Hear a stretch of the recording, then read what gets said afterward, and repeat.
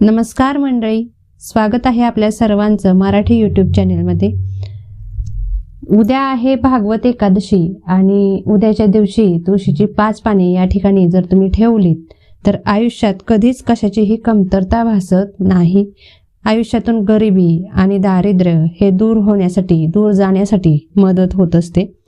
तर भागवत एकादश असो किंवा कोणतीही एकादश असो, आपण एकादशीचं व्रत केल्यामुळे आपल्या हातून जे काही कळत नकळत चुका होतात, पापे होतात, ती पापे नष्ट झाली जातात। आपण पापविरहित आपलं आयुष्य व्हायला सुरुवात होतं आणि मृत्यूनंतर आपल्याला मोक्ष ही प्राप्त करून देते। फक्त एकादशीचं व्रत करणाऱ्याला मोक्षाची प्राप्ती ही होत असते। यासाठी प्रत्येकाने एकादशीचं व्रत करावं की ज्यामुळे आपल्या कळत नकळत ज्या काही चुका होत असतील, आपल्या हातून जे काही पाप होत असेल ते पाप पूर्णपणे नष्ट होतं आणि आयुष्याला एक चांगली दिशा मिळायला सुरुवात होते। तसेच एकादशीच्या दिवशी जे व्यक्ती विष्णूंचं पूजन करते, विठ्ठल रखुमाईचं पूजन करते किंवा आपली जी सत्यनारायण पूजा आहे ती घरामध्ये वाचते, त्याला कधीही कशाचीही कमतरता भासत नाही। यासोबतच ज्या व्यक्तींना हे पूजा वगैरे मांडणं किंवा वाचणं शक्य नसेल, त्यांनी विष्णू सहस्त्रनाम किंवा विष्णू स्तोत्राचं पठण केलं तरी देखील सुद्धा व्यंकटी स्तोत्र, विष्णू स्तोत्र आणि विष्णू सहस्त्रनाम याचं पठण जरी करायला सुरुवात केलं प्रत्येक एकादशीला, तरी देखील हे जे पुण्य आहे ते अनन्यसाधारण असं असतं। ज्यांना उपवास करणं शक्य नसतं एकादशीच्या दिवशी, त्यांनी कमीत कमी भात तरी वर्जित करावा। भात, एक्स्ट्राचा कांदा आणि लसूण या गोष्टी एकादशीच्या दिवशी खाऊ नये। या गोष्टी खाल्ल्यामुळे देखील आपल्याला दोष हे लागायला सुरुवात होतात आणि आपल्या आयुष्यामध्ये वाईट दिवस देखील यायला सुरुवात ही होत असतात। तर उद्याच्या दिवशी आपल्याला 5 पाने ठेवायची आहेत या ठिकाणी की ज्यामुळे आपल्या आयुष्यातून पूर्णपणे कष्ट, दुःख, जी गरिबी आहे ती नष्ट होईल। 5 पाने घ्यायची आहेत आणि पाने चांगली असावी।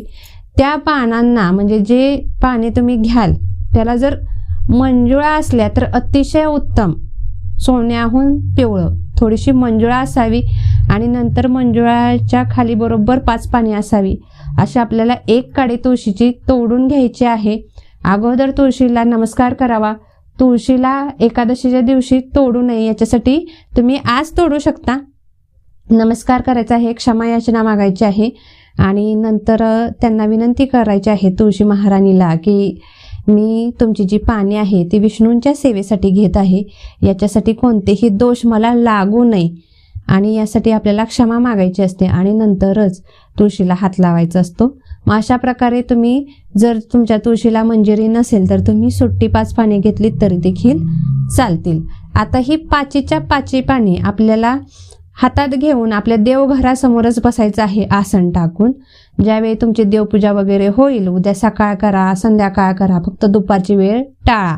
12 ते 1च्या दरम्यान तुम्ही हा उपाय करायचा नाही। बाकी तुम्ही इतर दिवसभरात तुम्ही हा उपाय करू शकता पूर्ण दिवसभर उद्या। त्याच्यासाठी आपल्याला 5 पाने हातामध्ये घ्यायची आहेत आणि नंतर ज्यावेळी तुमची देवपूजा वगैरे होईल, हे झालं की तुम्हाला 5 पाने हातामध्ये घ्यायची आणि विष्णू सहस्त्रनाम हे 1 वेळा पठण करायचं आणि व्यंकटेश स्तोत्र 1 वेळा पठण करायचं। पुन्हा श्री लक्ष्मी अष्टकम किंवा श्री सुक्त दोन्हीपैकी 1 पाठ करायचा आहे।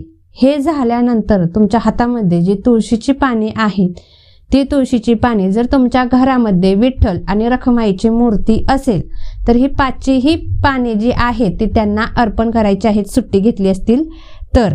आणि जर मंजिरा सकट जरी घेतली असतील तरी देखील तुम्हाला ही जी आहे मंजिरा सकट तुम्ही जे पानं घेतलेली आहेत 5, या देखील तुम्हाला विठ्ठल रखुमाईच्याच मूर्तीवरती अर्पण करायच्या आहेत।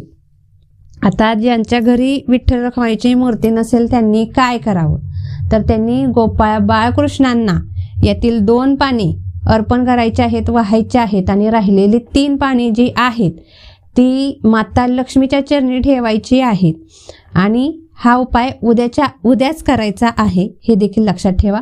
उद्याचा दिवस संपूर्ण ही जी पाने आहेत ना ती विठ्ठल रखुमाईजवळ किंवा मग बाळकृष्ण आणि जे लक्ष्मीचा फोटो असेल, मूर्ती असेल त्या ठिकाणी तुम्ही ठेवली असतील तर ते तिथंच ठेवायचे आहेत। आणि नंतर परवा सकाळ म्हणजे रविवारी सकाळी नंतर तुम्ही ही पाने घ्यायची आहेत आणि आपल्या तिजोरीमध्ये ठेवून द्यायची आहेत. ही पाने महिनाभर अजिबात बाहेर काढायची नाहीत. 1 महिन्यानंतर तुम्हाला ही जी पाने आहेत ती तुम्हाला गव्हाच्या दळणामध्ये टाकायची आहेत आणि नंतर तुम्ही जे गव्हाचं दळण कराल त्याच्यामध्ये ही पाने टाकायची, म्हणजे ते बारीक होऊन जातील आणि नंतर तुम्ही याच्यात चपात्या करून खायच्या आहेत. एवढाच उपाय आहे. या उपायामुळे तुमच्या घरातील कसलीही गरिबी असो, दारिद्र्य असो, हे पूर्णपणे तुमच्यापासून लांब व्हायला सुरुवात होतं आणि तुम्हाला कधीच कशाचीही कमतरता देखील भासत नाही. मात्र हा जो उपाय आहे तो प्रति एकादशीला करायला सुरुवात करा किंवा मग महिन्यातून एकदा तरी करायला सुरुवात करा, की ज्यामुळे तुमचं आयुष्य सोन्याहून पिवळं हे होऊ शकेल. याचा अनुभव जो आहे तो फक्त आणि फक्त 1 महिन्यातच तुम्हाला येणार आहे. उपाय केल्यानंतर जे काही अनुभव येतील ते नक्कीच माझ्याशी शेअर करा, म्हणजे मला देखील कळेल की मी जे उपाय सांगत आहे त्याचा फरक, त्याचा परिणाम तुम्हाला भेटतोय की नाही भेटत. आणि झालेली सेवा जी आहे ती स्वामी महाराजांच्या चरणी रुजू करते आणि आजचा व्हिडिओ इथेच थांबवते. धन्यवाद. श्री स्वामी समर्थ.